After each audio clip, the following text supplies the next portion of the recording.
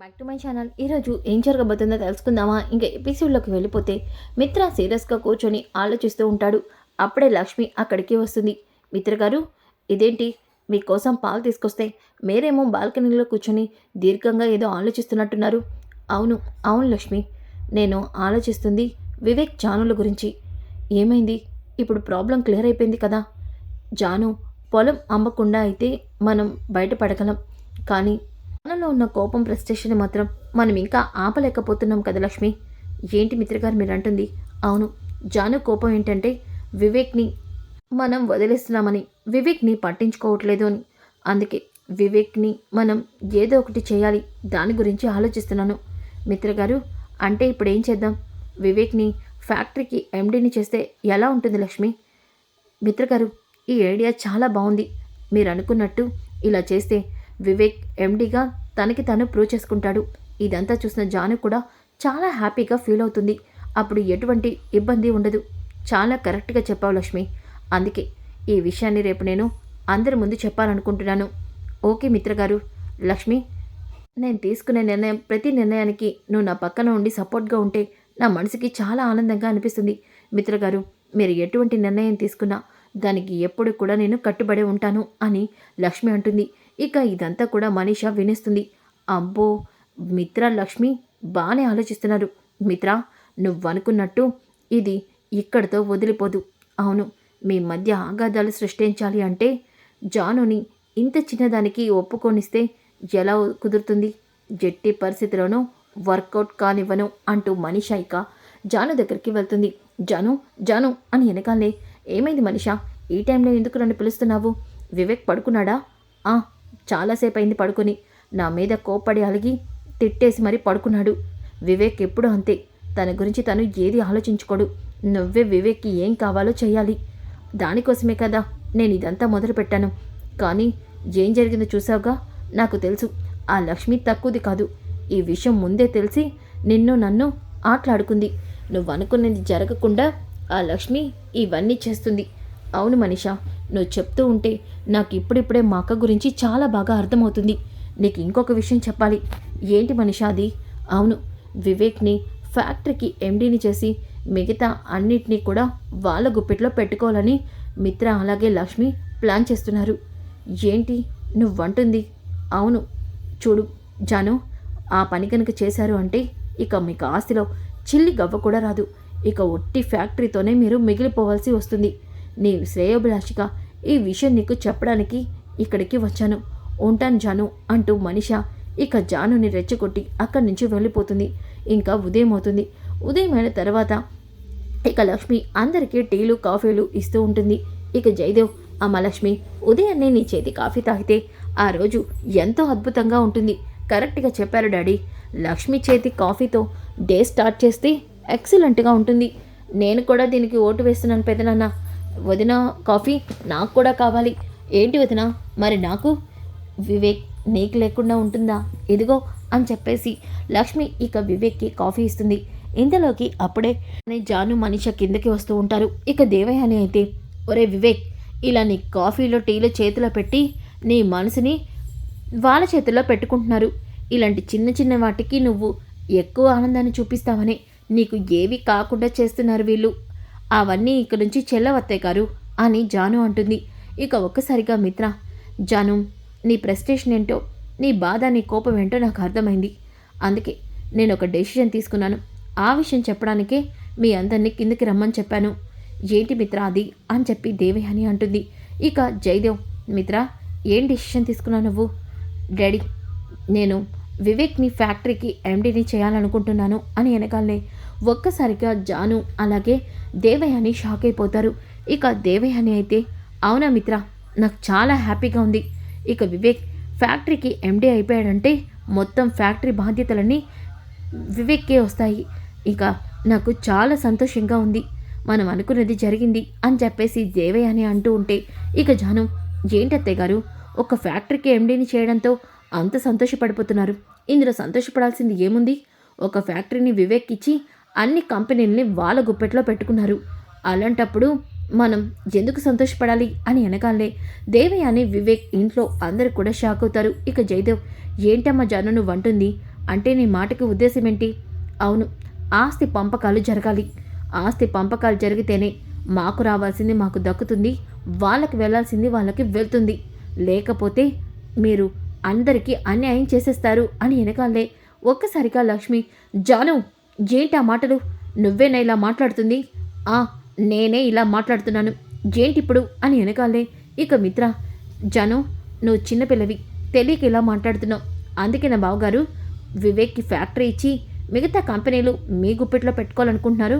మేము చిన్నపిల్లలమనేనా చెప్పండి అని వెనకాలే ఇక మనీష, సూపర్, జాను ఇలా రెచ్చిపోతే చాలు, నేను అనుకున్నది జరుగుతుంది అని వెనకాలే ఇక వివేక్, జాను నీకేమైనా పిచ్చా?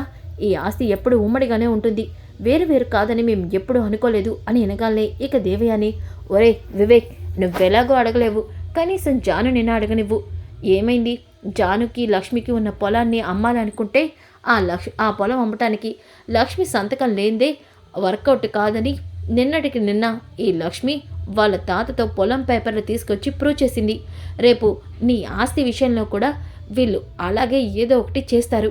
అలా చేయకుండా ఉండాలి అంటే జాను ఈ నిర్ణయం తీసుకుంది, తప్పలేదు అని వెనకాలే ఇక, మమ్మీ అనవసరంగా నువ్వు జానుని రెచ్చగొట్టద్దు, జానునికేం అర్థం కావట్లేదు, నిన్ను వాగు వివేక్. చూడండి బావగారు, నేను అడిగినట్టు ఈ ఆస్తి పంపకాలు జరగాలి, లేదంటే నేను కోర్టుకు వెళ్తాను, దేనికైనా వెళ్తాను, అంతేగాని ఆస్తి పంపకాలు జరగకపోతే మాత్రం నేను ఊరుకోను అంటూ జాను కోపంగా వెళ్ళిపోతుంది. ఇక లక్ష్మి ఏడుస్తూ, ఏంటి మిత్రగారు, జాను ఎందుకు ఇలా అయిపోయింది అని బాధపడుతూ ఉంటే, లక్ష్మి దీనికి సొల్యూషన్ నేను వివేక్కి ఏదో ఒకటి చేస్తే సరిపోతుంది అనుకున్నాను, కానీ ఇలాంటి నిర్ణయం తీసుకుంటుంది జాను అని అస్సలు అనుకోలేదు అని మిత్ర కూడా బాధపడతాడు. ఇంకా మనీష, లక్ష్మి నిన్ను అతలాకుతలం చేస్తాను, ఎట్టి పరిస్థితుల్లోనూ నిన్ను ప్రశాంతంగా ఉండనివ్వను, ఈ ఇంటిని 2 ముక్కలు చేసి మిత్రాన్ని నా సొంతం చేసుకుంటాను అని మనీష అనుకుంటుంది. ఇంకా ఉదయం అవుతుంది. ఉదయమైన తర్వాత ఇక మరియుతో మాట్లాడుతూ ఉంటుంది మనీష. ఏంటి మనీష, నీ ప్లాన్ ఎక్కడి వరకు వచ్చింది? చాలా అద్భుతంగా వచ్చింది. ఇప్పటికీ ఇంట్లో రచ్చరచ్చ అవుతుంది. లక్ష్మి అడుగు తీసి అడుగు వేయలేనంత ఇదిగా జానుని చేసేసాను. జాను ఆస్తిని 2 వాటాలు వేయాల్సిందే అని తేల్చి చెప్పింది. సూపర్. ఇంకా ఈ ఇష్యూని పెద్దది చేయడానికి నేను ఇంకొక ప్లాన్ కూడా చేశాను. ఏంటి సరియో అది? చూస్తావుగా, రేపు మీ ఇంటి ముందు పెద్ద రచ్చ జరుగుతుంది. అవునా? అయితే ఆ లక్ష్మికి నేను ఇవ్వాల్సిన వార్నింగ్ ఇచ్చేస్తాను అంటూ ఇక మనీష ఇంటికి వచ్చేస్తుంది. అంతలోకి లక్ష్మి తల పట్టుకొని కూర్చుంటుంది. ఏంటి లక్ష్మి, తల పట్టుకొని కూర్చున్నావు? ఇంకా ఇంకా చాలా చూస్తావు. నేను చెప్పినట్టు మిత్రాన్ని నాకు వదిలేసి వెళ్ళిపోతే ఇక ఇవన్నీ ఆగిపోతాయి. ఏంటి మనీష, ఏమనుకుంటున్నావు? ఇప్పటి వరకు నువ్వు చాలా చేసావు, కానీ ఏ ఒక్క దాంట్లో కూడా నువ్వు గెలవలేదు. ఎప్పుడు నా ముందు ఓడిపోతూనే ఉన్నావు. అవును లక్ష్మి, ఎప్పుడు నీ ముందు నేను ఓడిపోతూనే ఉన్నా, కానీ ఈసారి మాత్రం ఓడిపోను. ఎందుకంటే నీ పోటీగా నిలబడింది నేను కాదు, నీ చెల్లి జాను. అలాంటప్పుడు జాను మీద నువ్వు గెలవాలని అనుకుంటావా? చెప్పు మనీష. చూడు లక్ష్మి, ఈ కుటుంబాన్ని 2 ముక్కలు చేస్తాను. నందన్ కుటుంబం 2 ముక్కలుగా చీరిపోయిందని తరతరాలుగా అందరూ చెప్పుకునేలా చేస్తాను. మనీషా, అది ఎప్పటికీ జరగదు. జరుగుతుంది లక్ష్మి, వెయిట్ అండ్ వాచ్ అంటూ మనీష వెళ్ళిపోతుంది.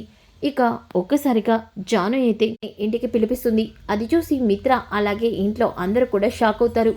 లాయర్ గారు, మీరు ఎందుకు వచ్చారు అని లక్ష్మి అనగానే ఇక జాను, నేనే లాయర్ గారిని పిలిపించాను. ఎందుకంటే నేను ఈ ఆస్తిని 2 వాటాలుగా వేయడానికి ఆయనకి పెట్టమని చెప్పాను, అందుకే వచ్చారు. జాను, ఇది కూర్చొని మాట్లాడుకుంటే తేలిపోయే విషయం. కోర్టు వరకు వెళ్తే అత్తయ్య గారు బాధపడతారు, మావయ్య గారు పరువు పోయిందని చాలా బాధపడతారు.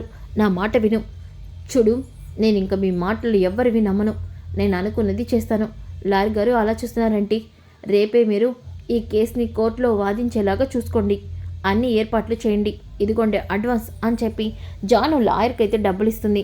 ఇక లాయర్ వెళ్ళిపోగానే జాను కోపంగా అక్కడి నుంచి వెళ్ళిపోతుంది. ఇక దేవయాని, మనీషా నువ్వేం చేసావో తెలియట్లేదు, కానీ జాను ఫుల్గా మన గ్రిప్లోకి వచ్చేసింది. అంతా మనం అనుకున్నట్టే జరుగుతుంది. ఇంకా చెప్పాలంటే మనం కూడా ఇలా చేయమేమో. జాను అంత రెచ్చిపోతుంది. ఆంటీ, మంచి వాళ్ళకి కోపం వస్తే ఎలా ఉంటుందో నాకు బాగా తెలుసు, అందుకే జానుని రెచ్చగొట్టాను. ఇక ఇక్కడితో ఏమైంది, రేపు మొదలవుతుంది అసలు కదా అని అంటుంది. ఇక ఉదయం అవగానే మీడియా వాళ్ళందరూ కూడా ఇక నందన్ కుటుంబానికి వచ్చేస్తారు. ఇక జయదేవ్, లక్ష్మి, మిత్ర అందరూ కూడా మీడియా వాళ్ళు చూసి, ఏంటి మీరందరూ, అసలు మీరందరూ ఎందుకు ఇక్కడికి వచ్చారు అని వెనకాలే, సార్ మేము వింటుంది నిజమేనా? ఇప్పుడు మీ నందన కుటుంబం 2 ముక్కలుగా చీరిపోతుందంట కదా, మీరు ఆస్తుల విషయాల్లో తగాదాలు పడుతున్నారంట కదా, కోర్టుకు కూడా ఈ ఇంటి కోడలు వెళ్తుందంట కదా, రేపే కోర్టులో జరుగుతుందంట కదా అని వెనకాలే, స్టాప్ ఇట్, అసలు ఎవరు ఇదంతా మీతో చెప్పింది? ఇందులో ఏది కూడా నిజం లేదు, మీరు ఏవేవో విని ఇక్కడికి వచ్చినట్టున్నారు అని వెనకాలే. ఇక జాను, లేదు మావయ్య గారు, నేనే ఇక్కడికి పిలిపించాను, ఇదంతా చెప్పించింది నేనే అని వెనకాలే. ఒక్కసారిగా లక్ష్మి, జాను నీకేమైనా పిచ్చి పట్టిందా, నువ్వు ఇదంతా చేసింది? జాను, అనవసరంగా ఇక్కడ గొడవ చేయొద్దు, మీడియా వాళ్ళకి ఒక్క విషయం తెలిస్తే 100 రకాలుగా చెప్తూ ఉంటారు, వాళ్ళు ఇక్కడి నుంచి పంపించేసి. లేదు, నేను ఇక్కడికి వాళ్ళు పిలిపించింది పంపించడానికి కాదు, ఇక్కడ జరుగుతున్నది, మాకు జరుగుతున్న అన్యాయాన్ని వాళ్ళకి తెలిసేలా చేయడానికి, అందుకే వాళ్ళని ఇక్కడికి రమ్మని చెప్పాను అని వెనకాలనే. ఇక మిత్ర, జాను నీకేం కావాలి, ఎందుకు ఇదంతా చేస్తున్నావు, నువ్వు ఇదంతా ఆపేయాలంటే ఏం చేయాలో చెప్పు అని వెనకాలనే. బావగారు, నేను ఆల్రెడీ చెప్పాను, ఈ ఆస్తి 2 వాటాలు అవ్వాలి, దానికోసమే నా ప్రయత్నం, వివేక్కి అన్యాయం జరగకూడదు, అది చేశానంటే చెప్పండి, ఇప్పుడే ఇదంతా ఆపేస్తాను అని వెనకాలనే. అక్కడ ఉన్న మీడియా వాళ్ళు, ఏంటి మేడం, ఏమైంది, మీరు ఆస్తి పంపకాలు జరుగుతున్నాయా, మీకు అన్యాయం జరుగుతుంది అన్నారు, ఈ అన్యాయం ఇక్కడితో పోతుందా, లేదంటే మీరు కోర్టుకు వెళ్లాల్సిందేనా? చెప్పండి మేడం, మీ కుటుంబంలో మీకు అన్యాయం చేస్తుంది ఎవరు? మీ అక్కే మీ సొంత తోటికోడలు, అలాగే మిత్రగారు వివేక్కి సొంత అన్నయ్య, మరి అలాంటప్పుడు ఎవరు మీకు అన్యాయం చేస్తున్నారు, ఎవరి వల్ల మీకు అన్యాయం జరుగుతుంది అని చెప్పేసి జానుని నిలదీస్తూ ఉంటే, ఇక ఒక్కసారిగా లక్ష్మి చాలా బాధపడుతుంది. ఇక జాను, సొంత అక్కైనా తోటికోడలైనా సొంత అన్నైనా డబ్బు దగ్గరికి వస్తే ఎవరి బుద్ధైనా మారిపోతుంది, ఇప్పుడు కూడా అదే జరిగింది, అందుకే ఈ ఆస్తిని 2 వాటాలుగా ఇవ్వాల్సిందే, ఈ ఆస్తి 2 వాటాలు అవ్వాల్సిందే. అవునా మేడం, అంటే ఆస్తి పంపకాలు జరుగుతాయా, నందన్ కుటుంబం ముక్కలవుతుందా అని వెనకాలనే. ఒక్కసారిగా అవదు, ఈ ఆస్తి ఎప్పటికీ 2 వాటాలుగా అవదు, ఈ నందన కుటుంబం ఎప్పటికీ ముక్కలవ్వదు అని వెనకాలనే. ఎవరని అందరూ వెనక్కి తిరిగి చూస్తే అక్కడ అరవింద ఉంటుంది. అరవిందని చూసి అందరూ షాక్ అయిపోతారు. ఇక అత్తయ్యగారు, మమ్మీ అంటూ మిత్ర, లక్ష్మి, ఇక వివేక్, జయదేవ్ అందరూ కూడా అరవిందాన్ని చూసి ఆనందపడతారు. మేడం, అరవింద మహల్ని గారు, మీరు ఇన్ని రోజులు కనిపించకపోతే మీకు ఏమైందని అందరం అనుకున్నాం, కానీ మీరు తిరిగి వచ్చేసారా? చెప్పండి, మీరు లేని టైంలో మీ కుటుంబంలో గొడవలు వచ్చినాయి, ఈ నందన కుటుంబం ముక్కలవుతుంది, కోడళ్ళు విడిపోతారు, ఆస్తి పంపకాలు జరుగుతాయి అంటున్నారు, ఇదంతా నిజమేనా? లేదు, ఇది ఎప్పటికీ నిజం కాదు, ఈ నందన కుటుంబం ఎప్పటికీ చెల్లదు, ఈ ఆస్తి ఎప్పటికీ ముక్కలవదు. ఎలా చెప్తున్నారు మీరు? మీ ఇంటి కోడళ్ళే గొడవ పడుతున్నారు, ఆస్తి పంపకాలు జరగకపోతే ఈ ఇంటి చిన్న కోడలు ఈ ఇంట్లో ఉండను అంటుంది, మరి ఎలా మీరు ఈ ప్రాబ్లంని క్లియర్ చేస్తారు? చూడండి, ఎవరికి తెలిసిన ఒక విషయాన్ని నేను చెప్తున్నాను, ఈ నందని కుటుంబం ఆస్తి మొత్తం అరవింద మాలిని అయినా నా పేరున ఉంటుంది, అలాంటప్పుడు ఈ ఆస్తిని 2 ముక్కలుగా చేయాలి అంటే అది నా మీదే ఆధారపడి ఉంటుంది, ఈ ఆస్తి పంపకం జరగాలంటే నేను సంతకం చేయాలి, నేను ఎప్పటికీ ఈ ఆస్తిని ముక్కలు కానివ్వను, ఆస్తి మొత్తం నా చేతిలోనే ఉంటుంది, ఆ తర్వాత ఆస్తిని ఎవరికి ఇవ్వాలని నిర్ణయించేది నేది, అలాంటప్పుడు ఈ ఆస్తి 2 ముక్కలు ఎప్పటికీ అవ్వదు, మీకు అర్థమైంది కదా, ఇక మీరు మీడియా వాళ్ళు వెళ్ళొచ్చు అని వెనకాలనే. ఒక్కసారిగా అరవింద్ చెప్పిన మాటలకి మీడియా వాళ్ళు, అలాగే మిత్ర, లక్ష్మి, జయదేవ్, జాను అందరూ కూడా షాక్ అవుతారు. ఇక జాను, ఏంటిది, ఆస్తి మొత్తం పెద్ద తెగారి పేరున ఉందా అని వెనకాలనే దేవి అని, అవును జాను అని అంటుంది. ఇక జయదేవ్, అవును, అరవింద లేకుండా ఏ నిర్ణయం తీసుకోలేము, కానీ అరవింద్ ఇక్కడికి వచ్చాక ఇక ప్రాబ్లమ్స్ అన్నీ అరవిందని చూసుకుంటుంది అని చెప్పి జయదేవ్ కూడా అంటాడు. సో ఫ్రెండ్స్, కమింగ్ ఎపిసోడ్స్ అయితే ఇంకా ఇంట్రెస్టింగ్గా ఉంటాయి. Don't miss. ఈ వీడియో నచ్చితే తప్పకుండా లైక్ చేసి షేర్ చేయండి. Thanks for watching. Back to my channel. ఈరోజు ఏం జరగబోతుందో తెలుసుకుందామా? ఇంకా ఎపిసోడ్